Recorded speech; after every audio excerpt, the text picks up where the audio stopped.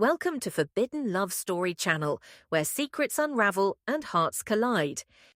3 years ago, under the relentless Australian sun, our family gathered for a barbecue at my parents' sprawling property in the hinterlands of Queensland. The air thrummed with the chaotic hum of laughter, the sizzle of sausages on the grill, and the sharp tang of eucalyptus drifting from the gum trees lining the paddock. I was 32 then, married to James, a man whose steady warmth had anchored me for nearly a decade. That day, though, amidst the raucous clatter of cousins and the sticky heat clinging to my skin, something shifted, something wild and untamed. It was late afternoon when I found myself alone with Ethan, James's 25-year-old nephew, a wiry figure with sun-bleached hair and eyes that glinted like the coral sea at dusk. We hadn't planned it. Our solitude was a fluke, a fleeting gap in the crowd as the others drifted toward the makeshift cricket pitch. The world seemed to stutter, the noise fading into a distant buzz, leaving only the pounding of my pulse and the weight of his gaze. Those eyes, piercing, unguarded, locked onto mine with a ferocity that stole my breath. For one dizzying second, I forgot who I was. Sophie, wife, daughter-in-law, the woman who always played it safe. I forgot where I was, surrounded by family, tethered to a life I'd built brick by careful brick. There was no preamble, no tentative dance of words. It was inevitable, like the crack of thunder after a suffocatingly humid day. He stepped closer, his shadow falling over me, and I felt the air thicken with something raw and uncontrollable. Then his lips crashed into mine. Not a gentle brush, but a fierce, hungry collision that unraveled me. It wasn't just a kiss, it was a tidal wave of intimacy, surging through every nerve, drowning every rational thought. His hands gripped my waist, firm and desperate, and I melted into him, my fingers tangling in his shirt, tasting salt and heat and something dangerously alive.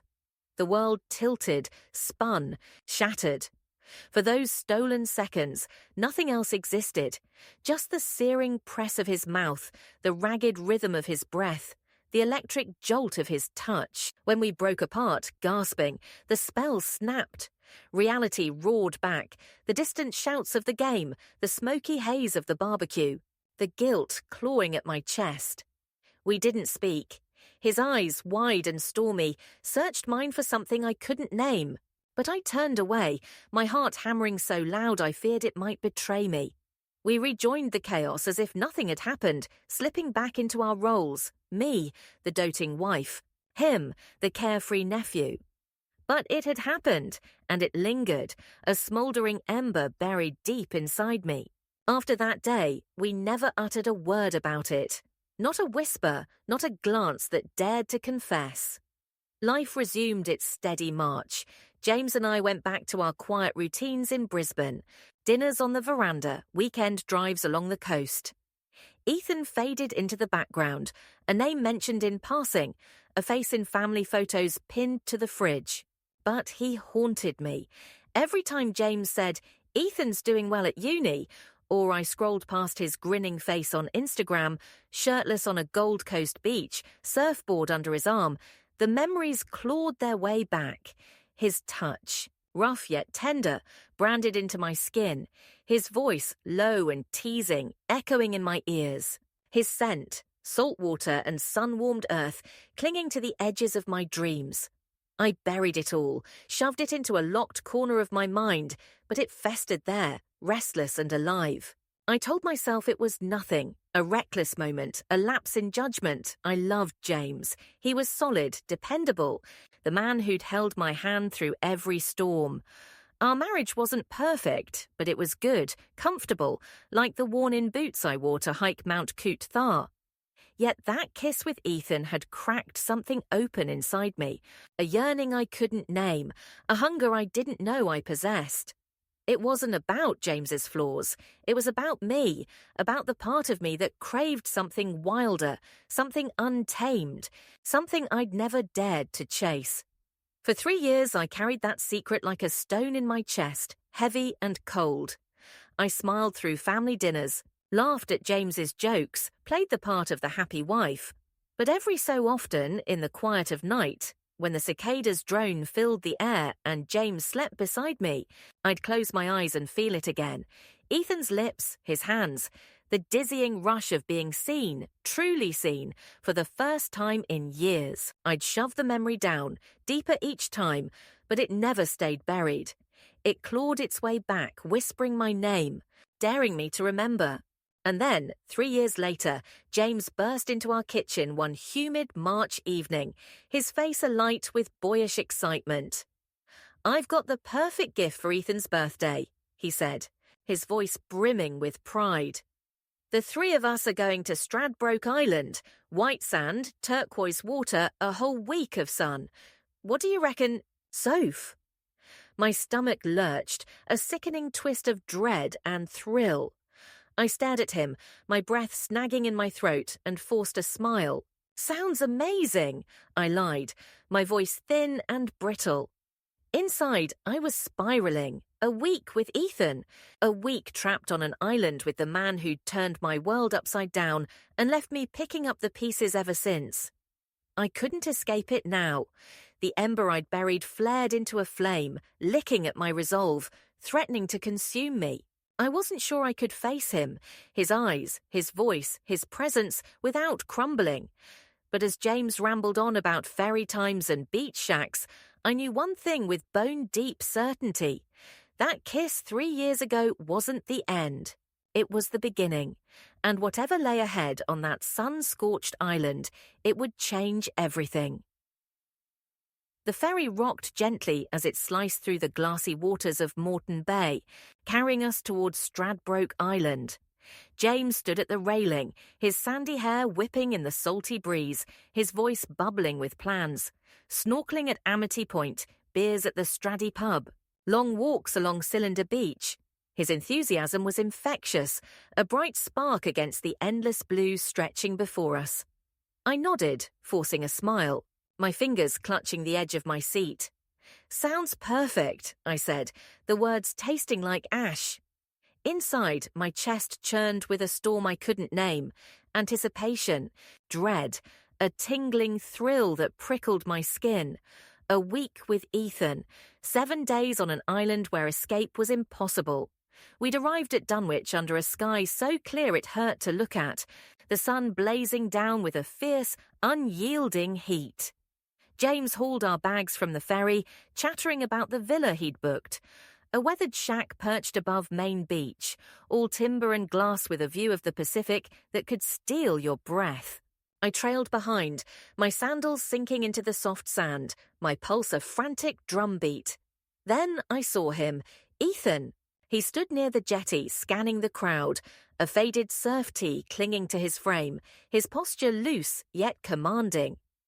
The years had sharpened him, his jaw more defined, his shoulders broader, his presence heavier somehow, like the pull of the tide.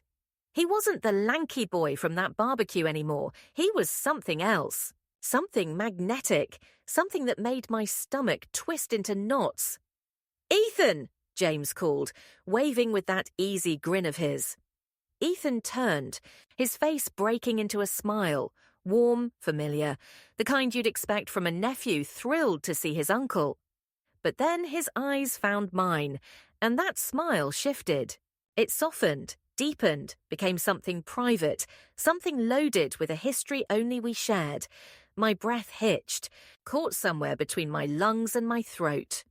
"Sophie," he said, stepping closer, his voice low and smooth, wrapping around my name like a caress. He hugged me, quick but deliberate, his arms lingering a beat too long, his hand brushing the small of my back. Heat flared where he touched me, a spark that raced up my spine.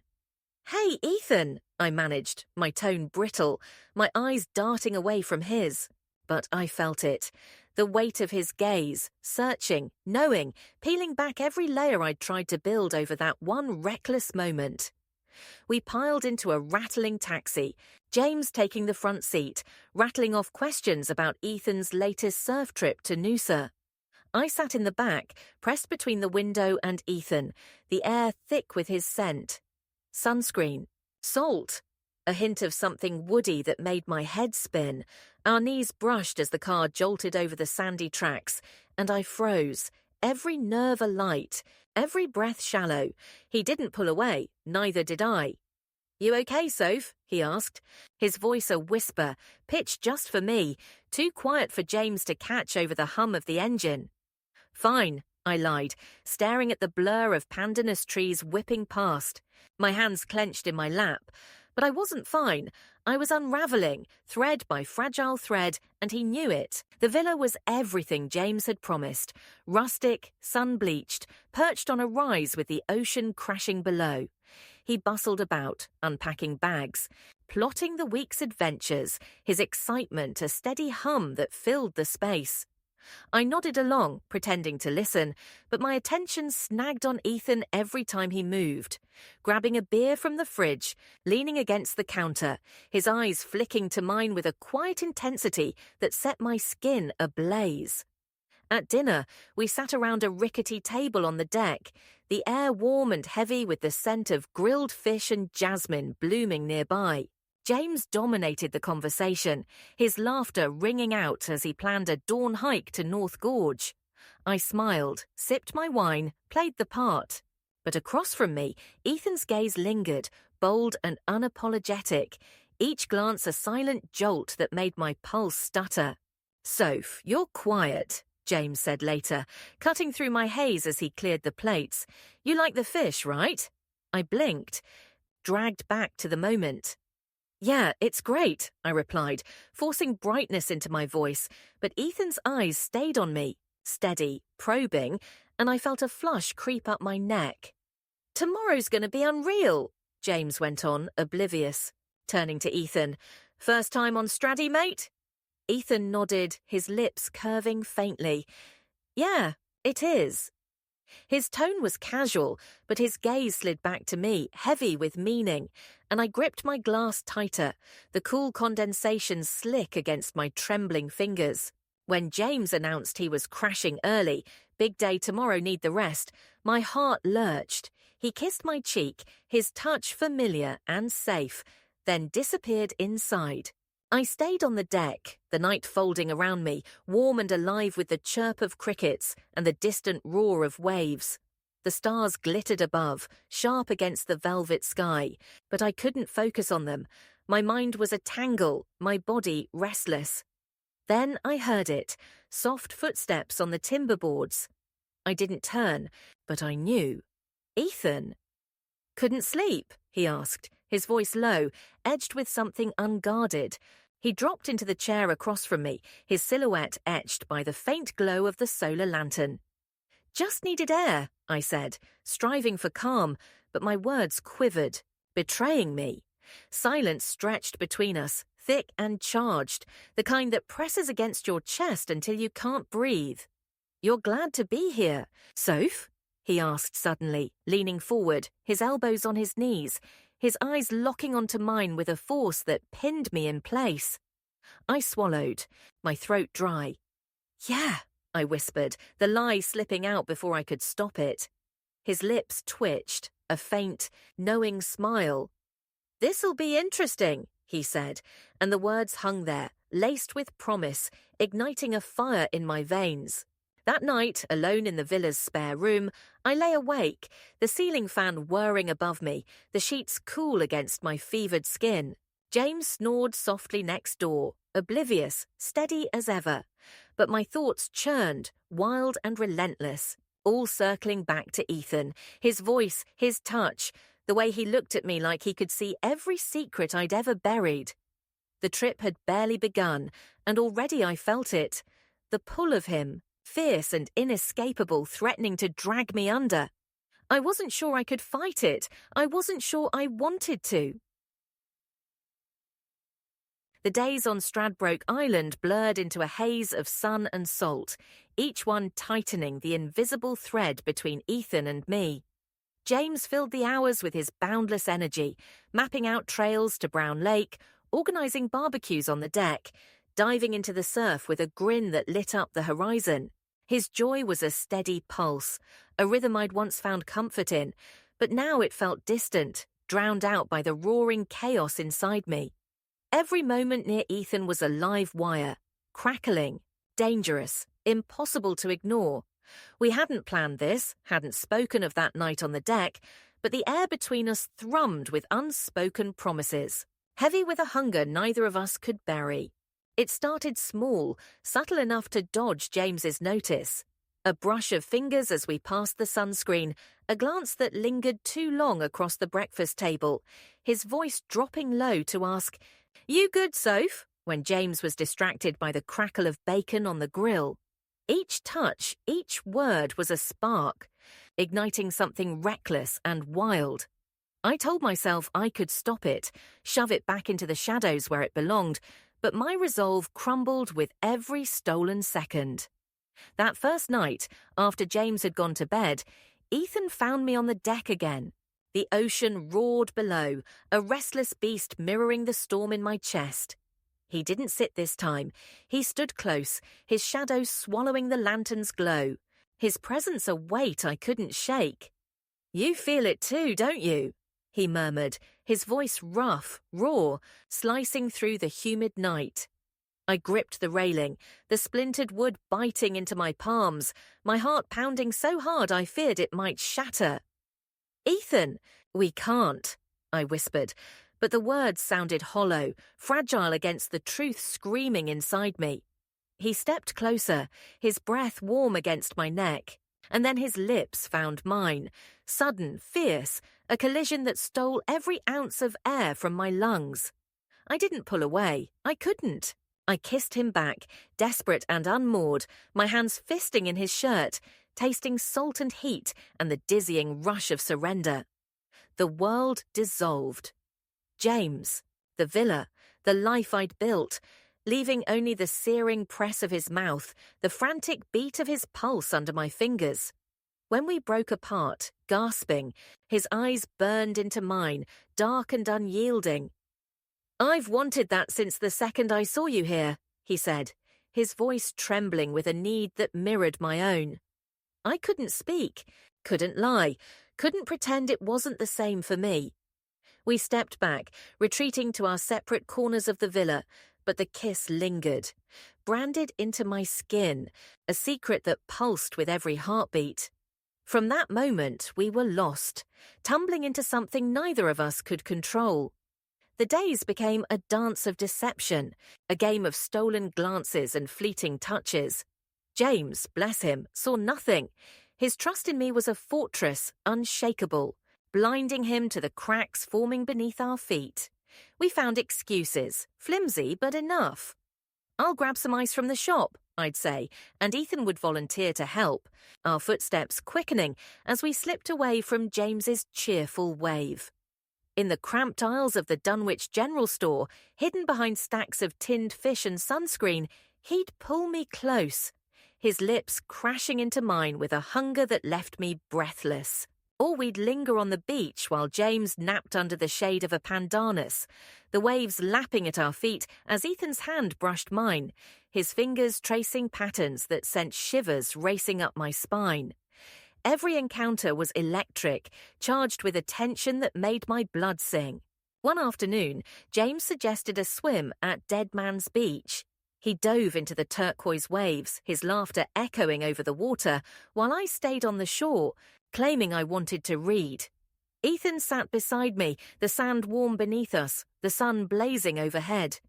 "You're killing me. Soph," he whispered, his voice low and strained, his knee pressing against mine. I didn't look at him, couldn't. But I felt it, the heat of him, the pull that made my chest ache. "We shouldn't," I said, but my hand slid toward his, our fingers interlocking for a fleeting, forbidden moment. When James emerged, dripping and grinning, we sprang apart, my heart hammering, my skin flushed with guilt and longing.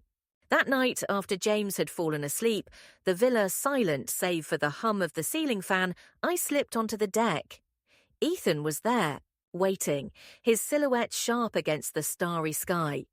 He didn't speak, just stepped forward, his hands framing my face, his lips claiming mine with a passion that consumed me. We stumbled into his room, the door clicking shut behind us, and the world fell away. His touch was everywhere, urgent, reverent, unraveling me with every kiss, every whispered word. "I can't stop wanting you," he breathed against my skin, and I surrendered, wholly, fiercely, giving in to a desire that had been clawing at me for days. It was more than physical. It was a merging of everything we'd held back, a release that left me trembling, alive, undone. But with every high came the crash. Lying beside him afterward, his fingers tracing lazy circles on my arm, I felt the guilt creep in. Sharp, relentless, a blade twisting in my gut. James slept just down the hall, oblivious, trusting, the man who'd given me everything. I loved him, truly, deeply, but this, with Ethan, was something else, something primal that filled a void I hadn't known existed. I slipped back to my room before dawn, sliding into bed beside James, his steady breathing a stark contrast to the chaos raging inside me. I stared at the ceiling, my body still humming with Ethan's touch, my mind a battlefield of desire and shame. The next day, we took a boat to a smaller islet off Straddy's coast, the water shimmering like liquid glass. James stood at the bow, snapping photos of dolphins slicing through the waves, his excitement a beacon I couldn't reach. Ethan sat beside me, his presence a quiet storm, his knee brushing mine with a deliberate, maddening intent. "You're driving me insane," he murmured, his voice barely audible over the engine's growl, his eyes locked on mine with a fire that made my breath catch. I didn't answer, couldn't. But when James turned away, Ethan's hand found mine, a brief, searing connection that left me reeling. On the islet, James wandered inland, hunting for rare orchids among the scrub, leaving us alone on the beach. The sand was blindingly white, the water a crystalline blue, but all I saw was Ethan, his stance, his gaze, the way he stepped closer, closing the distance between us. "I only came here for you," he said, his voice low and fierce, knocking the air from my lungs. "Tell me you don't feel it too." I wanted to deny it, to push him away, but my silence was my confession, my eyes brimming with a truth I couldn't hide. He kissed me then, hard and unyielding, and I melted into him, the waves crashing around us as if to drown out the world. Back on the boat, James chattered about his finds, oblivious to the tension coiling between Ethan and me. Ethan sat close, his whispered words, "I need you closer," igniting a fire I couldn't extinguish. His lips found mine again when James's back was turned, a stolen, desperate kiss that erased everything else. Each day we grew bolder, more reckless, slipping away to secluded coves, meeting under the cover of night. Our encounters a heady mix of passion and peril. James's trust made it possible, and that same trust cut deeper with every lie, every touch, every moment I gave to Ethan. We were playing with fire, and I knew it. But the burn was too sweet, too intoxicating, and I couldn't stop, wouldn't stop, until it consumed us both.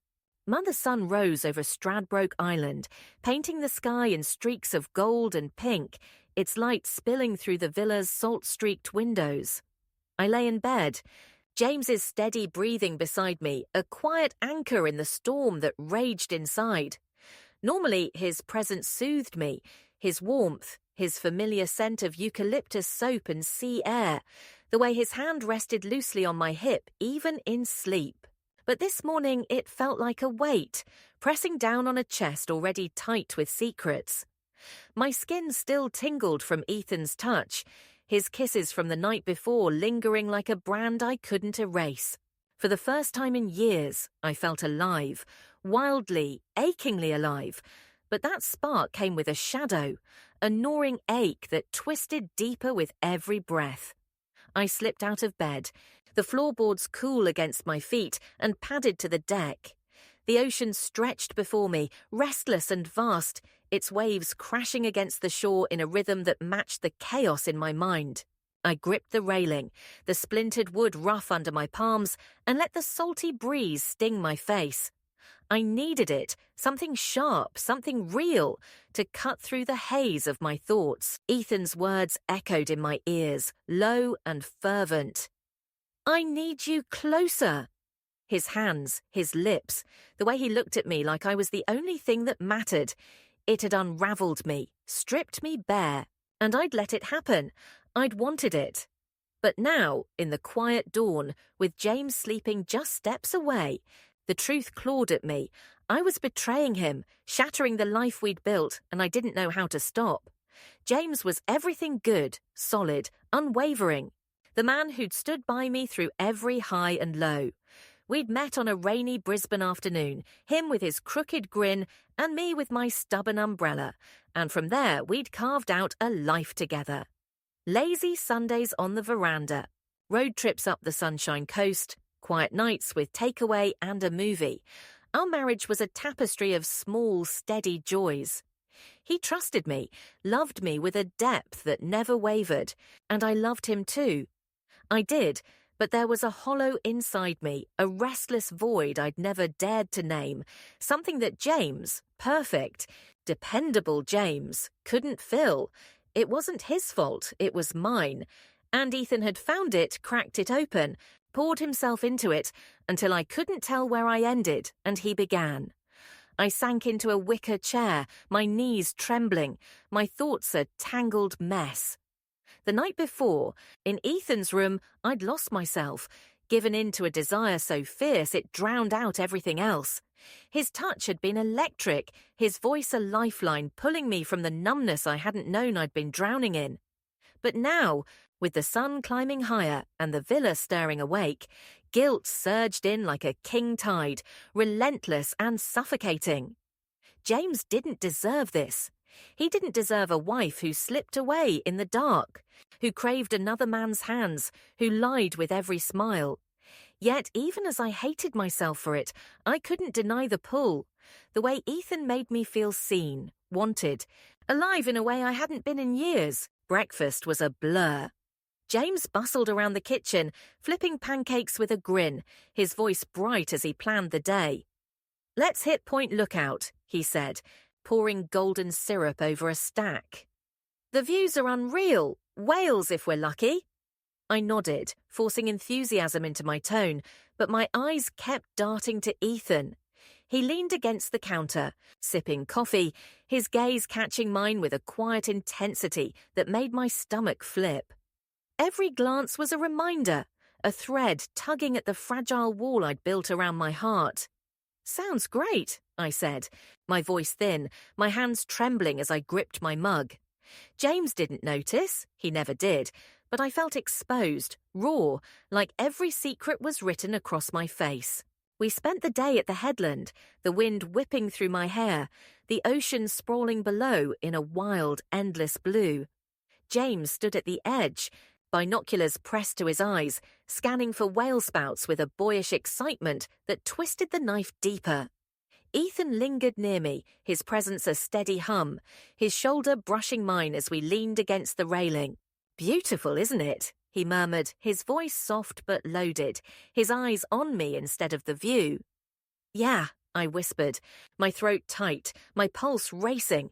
I wanted to step away to put distance between us, but my feet wouldn't move. My body betrayed me, drawn to him like the tide to the shore.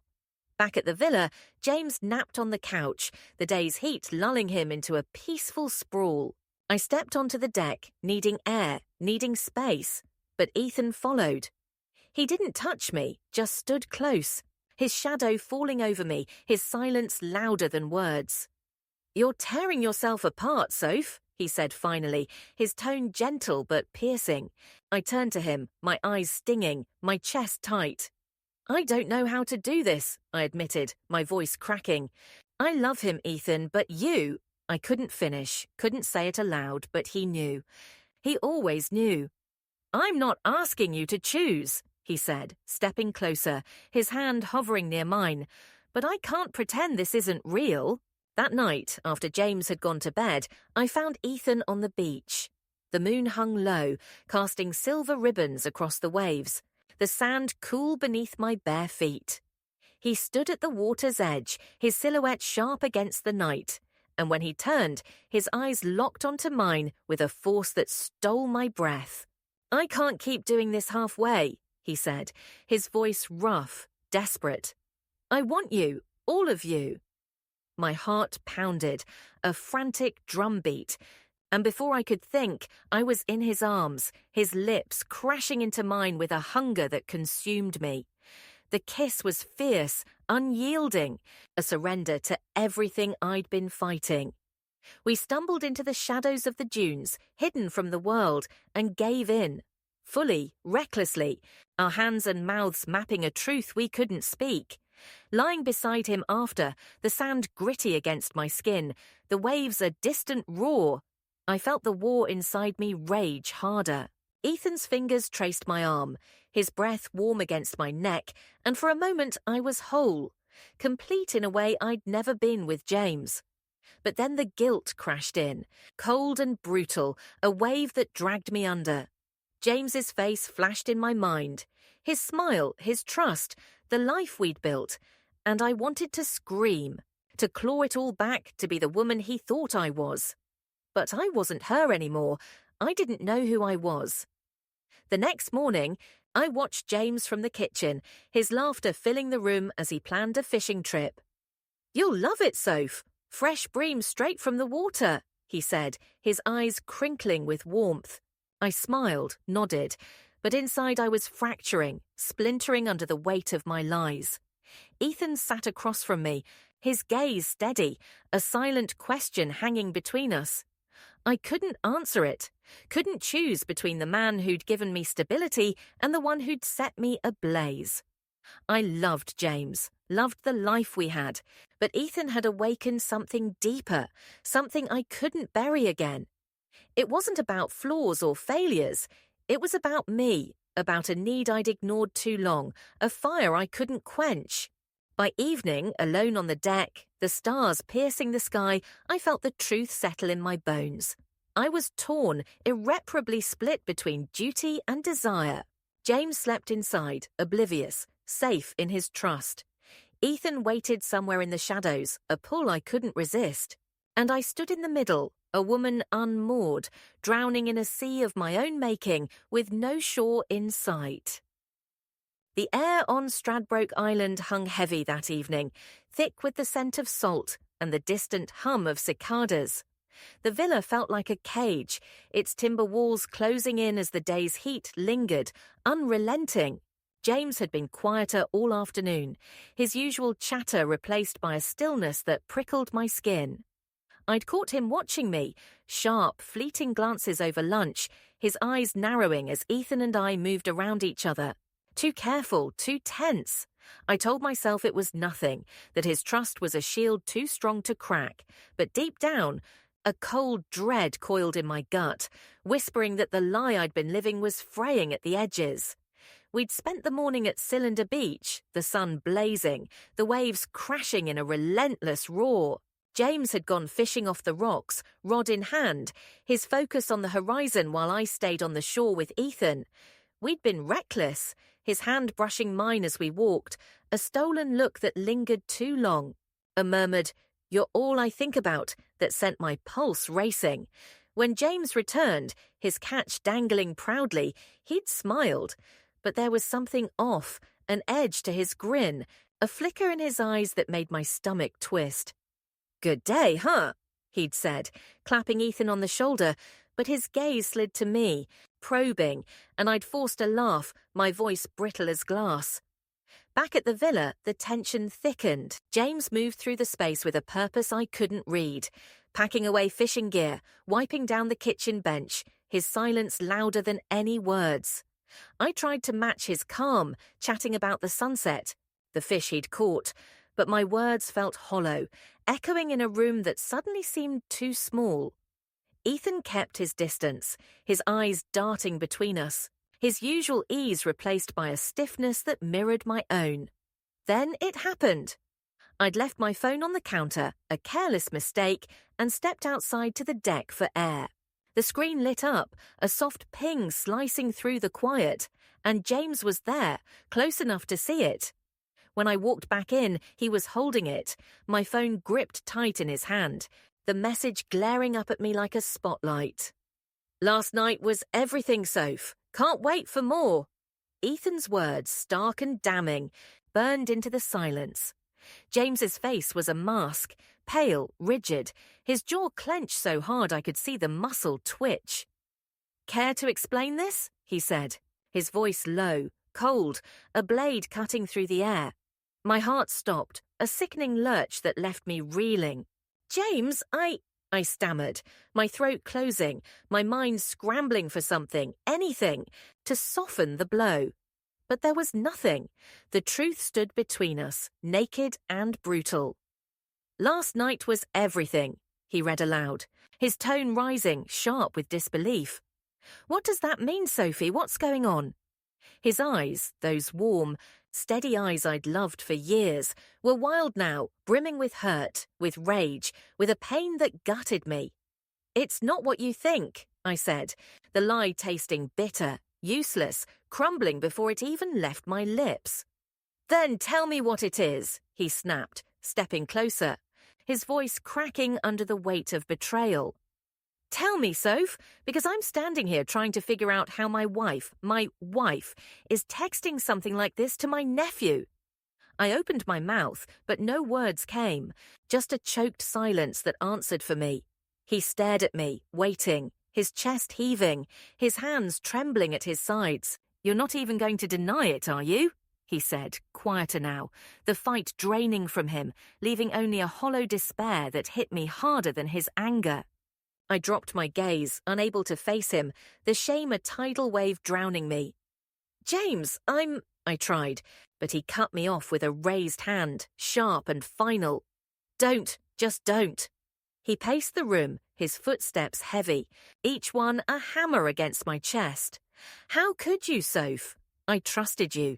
I thought we were solid. I thought—" His voice broke, and he stopped, staring at the floor, his shoulders slumping as if the weight of it all had crushed him. The argument stretched on, a blur of accusations and silences, his words slicing through me like jagged coral. "Was it all a lie, everything we had?" he demanded, his eyes searching mine for something I couldn't give him. "No," I whispered, tears burning my cheeks. "I love you, James." "I do."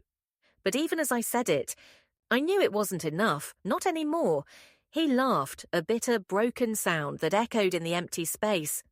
"Love me? While you're sneaking around with him, don't insult me with that." He turned away, grabbing his suitcase from the corner, the finality of it a punch to my gut. "I'm done. Sophomore, I can't do this. Do you love him?" he asked suddenly, pausing at the door, his voice raw, catching me off guard. I froze. The question a trap I couldn't escape. Did I? It was a tangle. Yes, no, something in between. But before I could answer, he shook his head. "Doesn't matter, not now." He walked out, the screen door slamming behind him, his figure fading into the dusk beyond the villa's gate. The silence that followed was deafening, a void that swallowed me whole. I sank onto the couch, my legs giving out, tears streaming down my face as the reality crashed over me.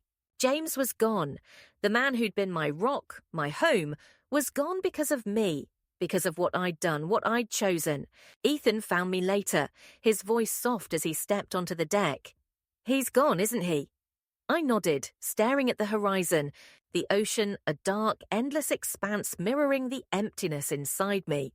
"Sophie," he started, his hand brushing my shoulder, but I flinched, pulling away. "Not now," I said, my voice trembling, barely holding together. He stayed silent, but I felt his eyes on me, heavy with questions I couldn't face. I'd destroyed everything, James's trust, our marriage, the life we'd built brick by steady brick.